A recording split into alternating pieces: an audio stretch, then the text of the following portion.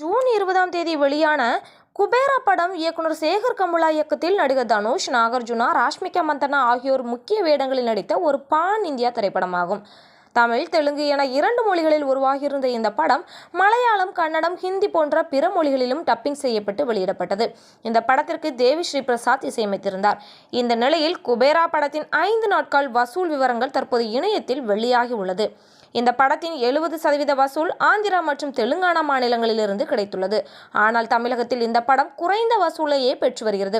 தமிழ்நாட்டில் இந்த படம் கலவையான விமர்சனங்களையே பெற்றுள்ளது என்றுதான் சொல்ல வேண்டும்.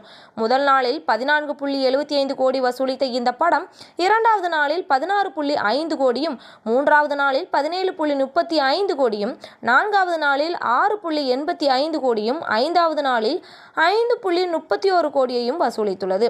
5 நாள் முடிவில் மொத்தம் 60.71 கோடியை தான் இந்த படம் வசூலித்துள்ளது. மேலும் குபேரா படம் 100 கோடி வசூலை பெறுமா என்பதை நாம் பொறுத்திருந்துதான் பார்க்க வேண்டும். தமிழில் அடுத்தடுத்த படங்கள் வெளியாக இருப்பதால் குபேரா படத்தின் வசூல் கணிசமாக குறையலாம் என்று கணிக்கப்படுகிறது. படத்தின் கதை நன்றாக அமைந்து மக்களை கவர்ந்தது ஒரு பக்கம் இருந்தாலும், ஒரு திரைப்படம் அதன் பட்ஜெட்டை விட அதிக வசூல் செய்தால் தயாரிப்பாளருக்கு லாபம். இது போன்ற சினிமா மற்றும் சீரியல் சம்பந்தமான தகவல்களை தெரிஞ்சுக்க சினி டைம்ஸ் சேனலை சப்ஸ்கிரைப் பண்ணுங்க.